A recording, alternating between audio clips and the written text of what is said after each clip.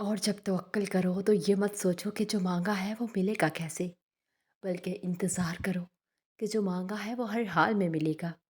कब और कैसे, इस बात का फैसला वसीला बनाने वाले पर छोड़ दो।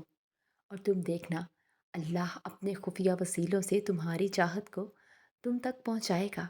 और वो जो कुन फयाकुन का मालिक है ना, वही तुम्हारी सब मुसीबतें टाल सकता है। जो दरिया में गुजरगाह बना सकता है, वो गैब से तुम्हारे लिए रास्ते भी निकाल सकता है। और वो तो उन दरवाज़ों को भी खोल देता है जिन पर तुम दस्तक नहीं देते।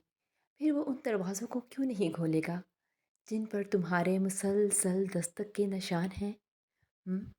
और जब तुम दर्द की हालत में अल्लाह को पुकारते हो, तो तुम्हारी आवाज़ उन सात आसमानों पर तब तक गूंजती रहती है जब तक कुन नहीं फरमा दिया जाता।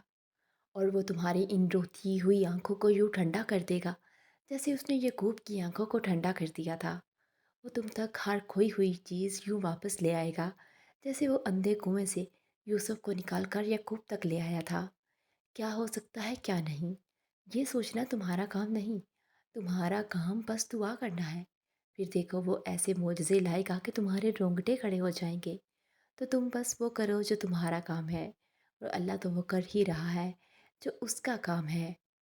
और यकीन रखो, अगर अल्लाह ने कुछ दरवाज़े बंद किए हैं तो उसने अब भी तुम्हारे नसीब में गुंजाइश बाकी रखी है कि तुम शिद्दत से मांगो, और वो हर दरवाज़े को खोल देगा तुम्हारे लिए, इंशाल्लाह।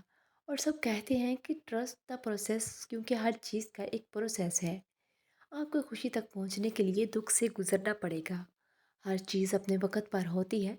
सब्र भी वक़्त पर आता है, खुशी भी वक़्त पे मिलती है। इसलिए सब्र करो, क्योंकि वक़्त से पहले तो फूल भी नहीं खिलते।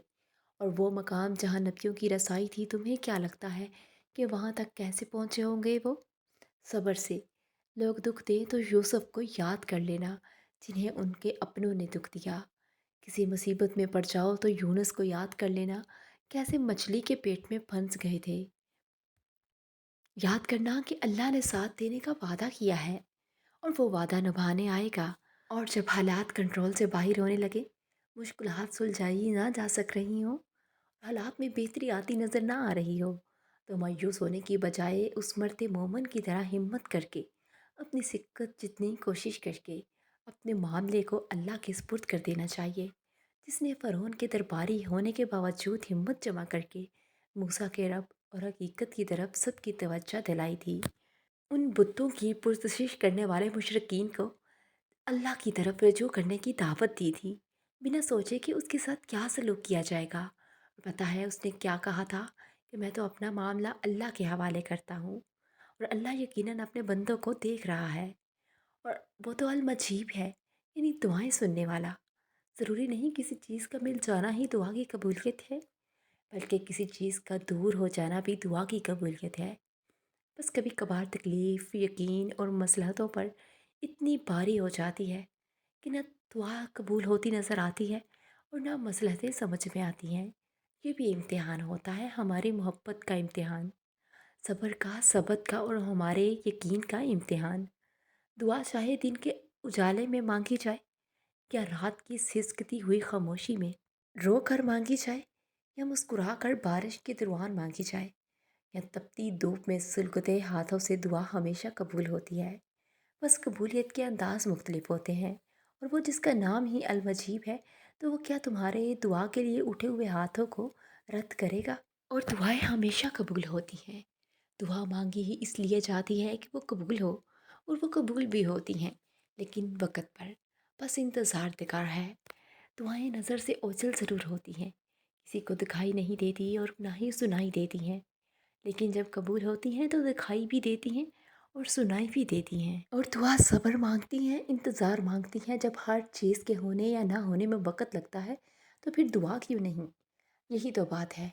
इंसान ना सब्र करना सीखता है, ना ही इंतज़ार। और ज़रूरी तो नहीं कि हर दुआ मांगने के साथ ही कबूल हो। दुआ तो उड़ते हुए परिंदों की तरह होती है, जो एक न एक दिन मंजिल तक पहुंच जाती हैं। तो फिर कबूल होने में शक कैसा? मेरा तो काम था मांगना, देना ना देना तो मेरे रब का काम है ना। और तुम्हारी हर वो दुआ जो तुमने पूरी शिद्दत से मांगी है, वो अल्लाह के पास बहुत संभाल के रखी हुई है। वो तब तुम्हें नवाजेगा जब वक़्त सही होगा। اور جب اس کی مصلحتوں کے تخت تم نوازے جاؤ گے، اور بے شک تمہاری عرش تک کی گئی صدائیں کوئی بھی خالی نہیں جائیں گی، ایک ایک دعا کا پکار کا وہ جواب ضرور دیتا ہے۔ اور جب آپ لوگوں کے انکار کے بعد بھی اللہ پہ یقین رکھتے ہیں نا، تو پھر معجزے ہوتے ہیں، رکاوٹیں وسیلہ بن جاتی ہیں اور مقدر کی لکیریں بدل جاتی ہیں۔ لوگوں کی ان باتوں پہ دھیان نہ دے جو آپ کو نا امید کرتی ہیں، بلکہ اپنے رب پر بھروسہ رکھیں جو ہر چیز کو ممکن کرنے پر قادر ہے۔ اور جب قبولیت کے تمام راستے بند ہو جاتے ہیں نا، تب بھی ایک راہ ہوتی ہے تہجد، جہاں قبولیت لازم ہو جاتی ہے۔ اور جب تم سکون کی تلاش میں در در بھٹک رہے ہوتے ہو نا، تب وہ رب تمہاری زندگی میں سکون لوٹانے کے لیے تہجد کی راہ دکھاتا ہے تمہیں۔ اور دعا مانگتے رہا کرو، کیا پتہ تمہاری من پسند چیز میں ہی اللہ کی رضا ہو۔ اور دل کا پریشان ہونا اور قبولیت کے لیے آنکھوں کا بھیگ جانا بے وجہ نہیں، یہ اللہ کی رحمت ہے جو آپ کے دل کو موم بنا رہی ہے، اور اللہ کی محبت آپ کے دل میں بسا رہی ہے۔ مایوس مت ہو، دعا کی توفیق رب کی طرف سے ملتی ہے، اور جو توفیق دے رہا ہے وہ قبول بھی ضرور کرے گا۔ تمہاری دعاؤں کے بدلے اللہ وسیلے بنا رہا ہے، جلد سب کچھ تمہارے حق میں بہترین ہوگا انشاءاللہ۔ تمہاری دعائیں ہی تمہارا مقدر ہیں، اور تمہارے خیالات اس مقدر کی حقیقت ہیں۔ تم جب جب اللہ کے روبرو دعا کے لیے ہاتھ اٹھاتے ہو، تب تب اللہ تمہارا مقدر تمہاری رضا کے مطابق بدلتا ہے۔ اور سچ یہی ہے کہ زندگی میں تمہیں وہی ملتا ہے جس کے لیے تم کوشش کرتے ہو، اور تم وہی باتیں ہو جس پر تم صبر کرتے ہو، کیونکہ اللہ اس چولی کو کبھی خالی نہیں رکھتا جو صرف اس کے سامنے پھیلائی جاتی ہے۔ بس مسئلہ یہ ہے کہ تم ذرا سا انتظار کرتے ہو اور تھک جاتے ہو، پھر خود سے ہی گما کر بیٹھتے ہو کہ دعائیں قبول نہیں ہوتی، یا اب بہت دیر ہو گئی ہے اور اب کچھ نہیں بدل سکتا۔ حالانکہ وہ رب تو اپنے کاموں میں دیر سبیر ہونے ہی نہیں دیتا، اور جو تمہیں دیری لگ رہی ہوتی ہے وہ دراصل اس کی حکمت ہوتی ہے۔ اور تمہیں جو بھی ملتا ہے اپنے اور صحیح وقت پر ہی ملتا ہے، تو پھر ڈر کیسا، ان وسوسوں کو کبھی جیتنے مت دینا، ذرا سی تخیر پر مایوس مت ہو جانا۔ حالات کتنے ہی کیوں نہ مشکل ہو جائیں، تم دعا کرنا کبھی مت چھوڑنا، کیونکہ اس کا ایک گن تمہارا صدیوں کا کام لمحوں میں کر سکتا ہے۔ اور جو دعا کا خیال تمہارے دل میں لا سکتا ہے، وہ اس خیال کو تمہارا مقدر بنانے پہ بھی قادر ہے۔ اور دعا کی توفیق کی قبولیت کی سب سے بڑی دلیل ہے، جسے کوئی رد نہیں کر سکتا، تمہارا نصیب بھی نہیں۔ اور صبر کی حالت میں نکلنے والے بے بس آنسوؤں کو اللہ مزید بے بس نہیں رہنے دیتا ہے۔ جب تھک کر ٹوٹنے لگو تو سمجھ جانا کہ اب اللہ کی مدد زیادہ دور نہیں ہے، تمہاری آزمائش تو بس اللہ کے کن کہنے تک ہے۔ پھر کیوں ہوتے ہو پریشان؟ اس نے تمہارے ہر ایک صبر میں گزارے لمحے پر کن کی مہر لگا رکھی ہے۔ وہ بھولا نہیں ہے تمہارے تڑپتے سجدوں کو، اس نے تمہاری ہر ایک فریاد بہتر وقت کے لیے سنبھال رکھی ہے۔ وہ راضی ہے تمہارے ہر سجدے پر، تمہاری چاہ پر۔ جب بھی تو دعا کا خیال تمہارے دل سے نہیں نکال رہا ہے، تو پھر کیوں ہو گئے ہو مایوس اس سے، جس نے اب تک تمہارے ٹوٹے ہوئے دل کو سنبھال رکھا ہے؟ یقین رکھو اس کے الرحمن اور قادر ہونے پر، نصیب میں رد و بدل کرنا اس کو خوب آتا ہے۔ اور اللہ ہر چیز پر قدرت رکھتا ہے، وہ آپ کے لیے ناممکن کو ممکن بنانے کی طاقت رکھتا ہے۔ وہ پلک جھپکتے ہی آپ کے حالات بدلنے کی طاقت رکھتا ہے، وہ آپ کے آنسوؤں کو خوشی کے آنسوؤں میں بدلنے کی طاقت رکھتا ہے، اور وہ آپ کو ایسے معجزے دکھانے کی طاقت رکھتا ہے جن کا آپ تصور بھی نہیں کر سکتے۔ اگر وہ کائنات کی ہر چیز کو کنٹرول کر سکتا ہے تو یقیناً وہ تمہارے ہر معاملے کو کنٹرول رکھتا ہے۔